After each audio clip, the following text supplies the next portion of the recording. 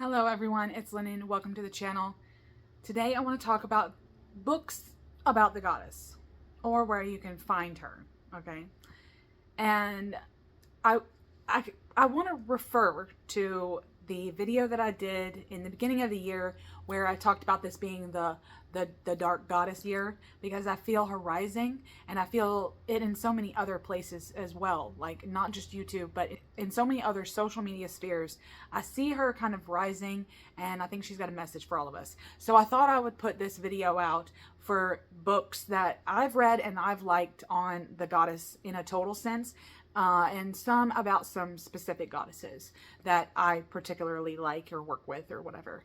And also a shout out, because this is technically a VR, to Heather and Nancy over at, well, they do a collab show on Mondays at 5 p.m. Eastern Standard on, like, they coincide their channels. So that's Indigo Jaguar for Heather and Nancy Acrone's Intuition. They do this Divine Feminine show on Mondays, and they recently just did one, Goddess in Literature, and talked about some really good books. And there might be some overlaps for the books that they talked about in my list. But so technically I'll be VRing to them. And as I said, the Divine Feminine seems to be rising up, okay, from the void. And I want people to have some resources for, like, to be able to go to, you know, like if you feel her rising, you can go to these books. There's a big stack over here, okay? And not in any particular kind of order that like I read them in or anything like that. I'm just gonna, they stacked up from my bookshelf. One that I didn't get out, I know that I'm looking at, like that I saw right before I started filming, was this one. And this is Untie the Strong Woman by Clarissa Pinkola Estes. This is basically laid out a lot like her Women Who Run with the Wolves book that I did a deep dive on last year. All the lives are up on YouTube. It's laid out a lot like this, but it's about the feminine, specifically in a bit more specific ways. The Mary, Magdalene, Sophia, things like that. Those prominent women figures are in this book, and it was very, very good. I pretty much like anything that Estes writes. So yeah, this is a Blessed Mother's Immaculate Love for the Wild Soul. So yeah, very, very, very good book. All right, the next one is not necessarily about the goddess, but I found her in this, okay? And this is Walking a Sacred Path, Rediscovering the Labyrinth as a Spiritual Practice. Now, as the labyrinth is a sacred symbol to me and my goddess, then this was a very, very good read. And it basically laid out like walking through the labyrinth and what that may look like for you in terms of a spiritual practice. And this is by Lauren Artress. I'm going to put a list of all the books that I referenced down below, okay? But yeah, so this one was a really good book for my practice because the labyrinth has been such a prominent symbol for me in my goddess work. So, okay. The next one is Jane Meredith's Journey to the Dark Goddess. Jane Meredith is a fantastic author, okay? Pretty much anything that they write, I consume and I love. I do actually have a review up on this on the channel. I'll leave that below if you're interested, but I thoroughly enjoyed this book.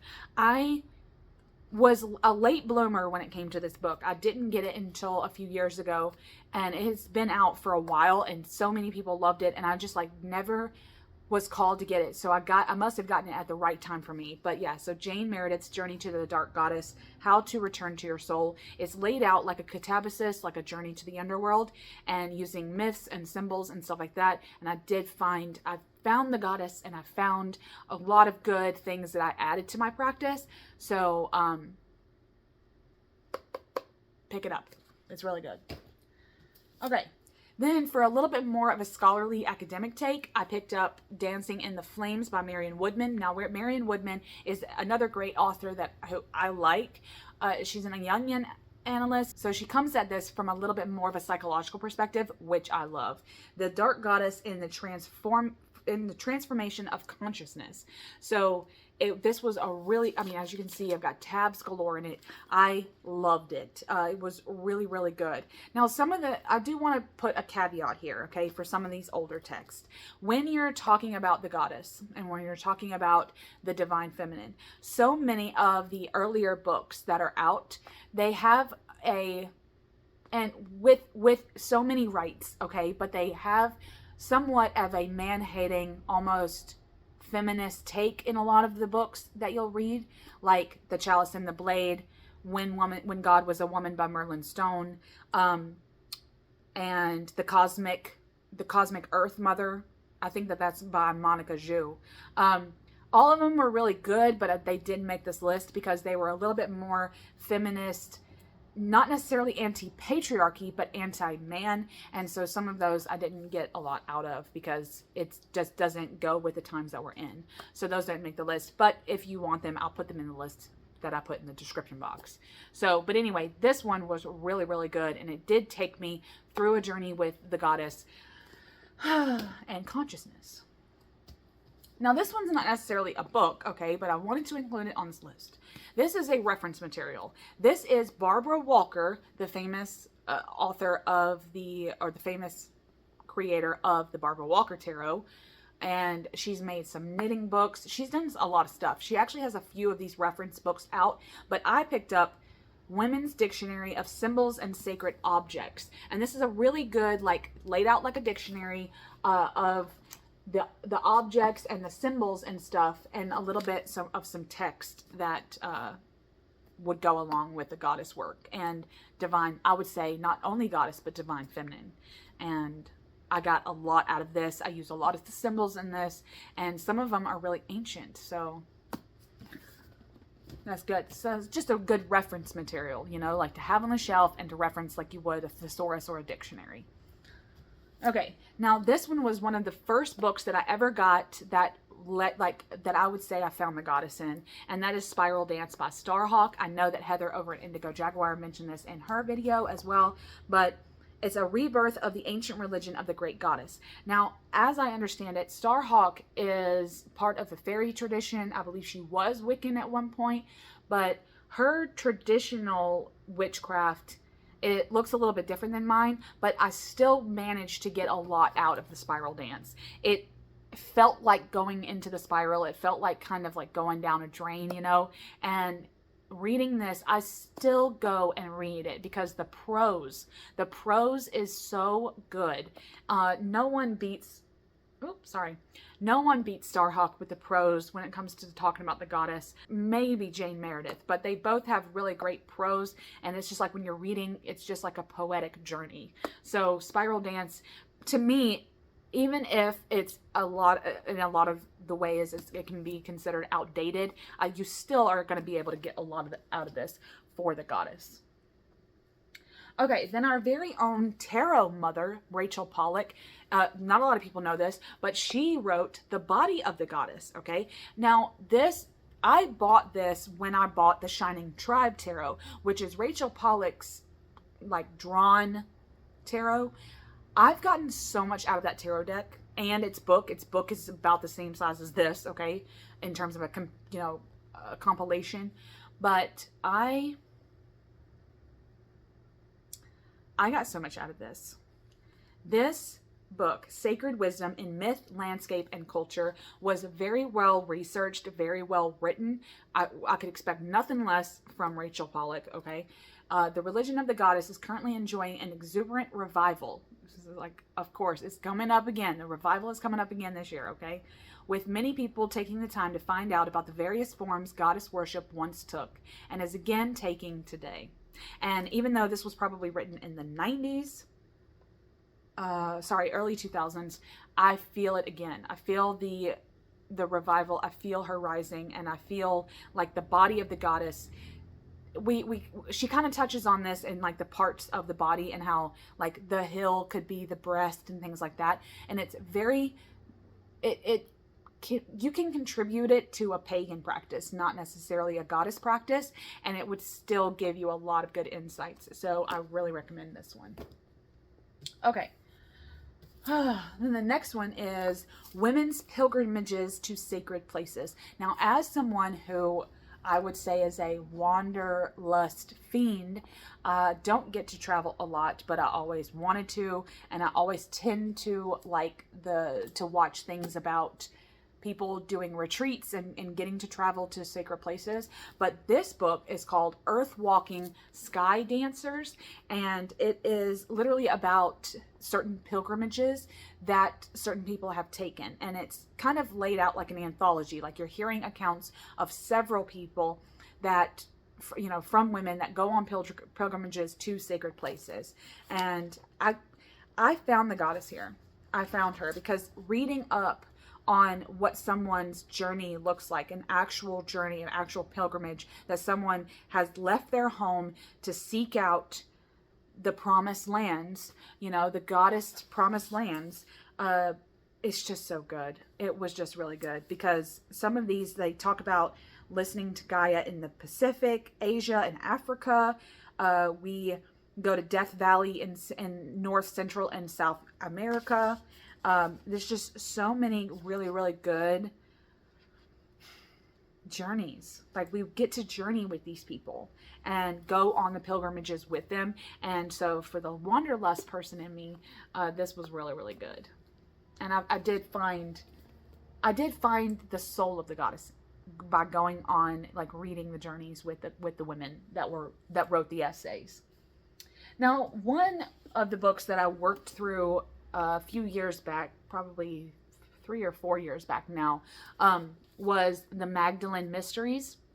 And I had gotten called to work with Marion. I did not work with her very long because she didn't fit into my practice as well as I thought she was going to. But I worked with the Magdalene. I didn't work with Mother Mary, but the Magdalene, in working through this book, which is the left-hand path of the feminine Christ, it really had some good insights. And I kind of worked in it like a workbook, I guess. It was like a big textbook for me. And I really liked working through it. And I mean, the pages in here are just gorgeous. There's some art in here, and it really comes from the Magdalene in a total sense. This could be a, you know, very much a sacred prostitute. This could be a mother figure. It could be a maiden figure. And it just really dives into the archetype of the sacred feminine. And I don't know. I managed to get a lot out of this, actually, that may not have looked like my practice, but I still managed to get some out of it. And I did find the goddess here. I found her in this book, the soul of the Magdalene, very much so. So, Magdalene Mysteries. There's a big old textbook-like book. And then the last textbook-like book that I have is The Once and Future Goddess. This was after Starhawk's Spiral Dance. I picked this up, a sweeping visual chronicle of the sacred female and her reemergence in the cultural mythology of our time. So again, I've always been like, I've always loved and felt a kinship to the sacred feminine in all of these gushy ways. Like, whether I'm going to a catabasis, like with Jane Meredith, or if I'm, you know, taking a pilgrim, like in Earthwalking Sky Dancer.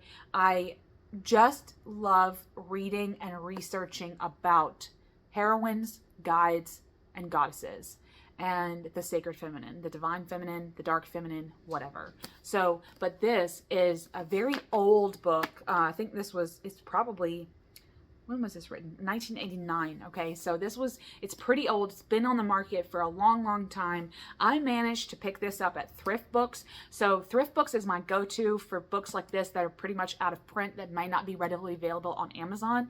So The Once and Future Goddess. But this is really laid out like a dictionary again, where it's got symbols, and it's got, like, this one says, what is this one? The Hebrew goddess and monotheism. Astarta, Yahweh, how the feminine is portrayed in a lot of cultures, okay? And so it kind of goes throughout, like maybe making like a timeline. It's kind of like laid out like a timeline. Like in the beginning, chapter 1 is the sacred way, the ice age, the unfolding, Catholic, old Europe, Malta, Crete, and then we go into when the patriarchy takes over, and we're kind of going into Sumer and Demeter, Eleusinian mysteries and things like that, all the way to the Virgin, which is the Immaculate Womb, and then a symbol of our time, and then we have a couple of other goddesses. So it really lays it out like a timeline, and a timeline dictionary of all the way from the Ice Age till now, and it's really good. So okay, and then the very last book that I read on this, which you may have seen already in my plans video, was A Feral Church. Okay, this just released from Byron Ballard, and it is a guided journey to find magic, kinship, and the goddess. I just managed to finish this, and it is laid out like a journey, like a catabasis. So you're starting in the summer solstice, ending in the winter solstice, and then you darken again by going the other way, the opposite way. So you ascend and descend. It's laid out a lot like the Journey of the Dark Goddess by Jane Meredith, in the way that that is portrayed, but she, Byron Ballard, actually writes, it's written out like a narrative. This could very much turn into being a Bible, okay? Because it's written like a narrative, it's written like these made up stories, but yet you're finding goddess symbols, goddess worship, and the soul of the goddess inside of the stories. So, and Byron kind of reflects on those stories that are, going through the seasons and the Sabbats and solstices and stuff. You get a little bit of her take into like how she pulls the symbols from these made up stories. So you really are going on a journey. I thoroughly enjoyed this. I felt such a kinship already to the name, finding like a feral church. I actually wrote a poem called Find a Feral Church before. So, this was just so synchronistic, and I'm so glad someone wrote this book. So that's okay. Now here are some that I have on my Kindle, and there's two that I have that I couldn't find, but I want to mention them in this list. Okay. And one of them is The Mysteries of the Dark Moon. I'll put a picture here, by Demetra George. I loved this book. Okay. I found the goddess in it because most of the divine feminine faces that I work with them in the new and dark moons. So, but this one, I found so much out about my practice reading this book. So Mysteries of the Dark Moon by Demetra George was really, really good. And then the next one was the Dark Goddess Craft. Okay. The purple book. This one was really good. Again, kind of laid out to me. I worked it out like a workbook, and it went through a lot of dark goddesses and, a little bit on their backstory, a little bit of spells, a little bit of rituals, a little bit of some correspondences, and it was good. I didn't get a lot out of it. A lot of the stuff I could have read in another book and all that. So it just seems like they compiled all the information that was out there and put it in this big book. But if you're someone that works with like the dark feminine, the archetype, or the sacred feminine in this kind of way, in this kind of overarching way and an abstract way, then this book is really good because it kind of lays it out like it's a big, like the dark feminine is a big umbrella term. And so I would recommend it. I have one that is on a specific goddess that I picked up for Baba Yaga. Okay, now as pretty much a dedicant of Baba Yaga, and I've been working with her for years and years and years, I did pick up Baba Yaga, the Book of Witchcraft by Madame Pamita, and they actually have a YouTube channel, so you can go and listen to them talk about Baba Yaga. But they wrote a book, and I've gotten there's been some really good reviews. I've actually listened to some Ukrainians talk about the book and review it, which was nice that they said that there's so much of the book was geared towards that. But I do want to stress that when working with the Baba, I've had to know, and we all should, that the Slavic region is huge, okay? Russia, Ukraine, Poland, okay? The region itself is huge, and there could be colloquialisms into what the Baba was. Was it the Baba? Was it the babushka? Was it the Yaga, you know, like in terms of this like elderly grandmother figure, the witch in the woods? Like the colloquialisms of those areas are going to be different. So if I were to ask who the Baba was in Ukraine, it'll be different than in Russia. So knowing that, but the book doesn't really go into that. It doesn't go into culture very much. It just says that she's a Slavic, okay? And that could mean so many things. So for the people that live in those regions and the people that want to know more about the, you know, Baba Yaga, I would say to I have like looked up colloquialisms from each region and to see the common threads. And the book does a fantastic job, okay? The book itself does a good job on like foods and hair, braiding hair, embroidery. They went into some really, really good stuff. And I got a lot out of it. But I had already had a lot of years working with the Baba Yaga. And so I don't know if I think that in certain things that I do now, I think about some articles that I read in that book, but my practice has always kind of been weird when working with her. It's mostly path and journey work with her and a little bit of divination, and somewhat in some regard, she acts like the crone aspect of Hekate. She's not, okay? She's not. But Hekate is not the crone for me. Hekate is very much a mother figure in a large way, and she's the path giver for me, like the path, the torch bearer. She lights my path. But the Baba has lit my path in a darker way. Okay, like when I'm stuck in the forest or when I want to go to the forest, when I need her, stuff like that. It's not only that she's showing me the light. Okay, it's mostly about how to deal with the darkness. And so anyway, my practice is weird that way. But I will recommend this book because I think that it was a great resource to have on Baba Yaga. Now, again, like I mentioned Hekate, I've got a few books on Hekate, which they're goddess books, but they're specifically geared towards her. So I do want to kind of like plug them here. The one that I have on my Kindle that was a really good reference material for me was Keeping Her Keys by Cyndi Brannen. Cyndi Brannen has written a few books on Hekate. I think the only one that I really, really liked was Keeping Her Keys because it provided a good introduction. And for people just starting out with Hekate, I would probably reference that one give that one to people. But the ones that I have found are the best ones for Hekate for me have been the Hekate Soteira, which just means savior. Okay, that's one of her epithets. But this is by Sarah Iles Johnston, sorry. And this is a little bit more of a academic work on Hekate from the Chaldean oracles, which puts her as the world's soul. Okay, and so it's not on her as a goddess, it's her on the world's soul and the anima mundi. So that's a different take. But I work with her in this all-encompassing way. So she's a goddess and a psychopomp and the world soul, much like Cyndi Brannen has talked about on her blog before too. So I work with her in all of these capacities. But this one was really good because it references a set of texts that we have of Hekate. And I like to get the historical, not so much because I'm Hellenistic, but because I like to research my goddesses. And so this provides really good insight into her as the world soul from the Chaldean oracles. The last two that I'll mention, one I have on, I think I've got a physical and a digital copy, but I don't have the physical copy with me, is Sarita Deste's Hekate Liminal Rites. Okay, that was a really, really fascinating, really, really good book. Recommend, okay, recommend.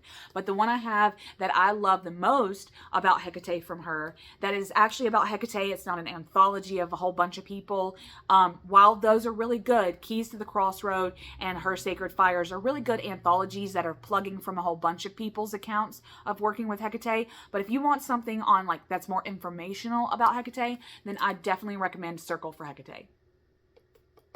Okay, there is so much on Hekate worship, Hekate symbols, what you can do with her, what she can do for you, how she is incorporated and siphoned out of the PGM, which is the Greek magical papyri, and the Chaldean oracles. So she really goes in depth into Hekate in this book. I mean, do not let the size fool you.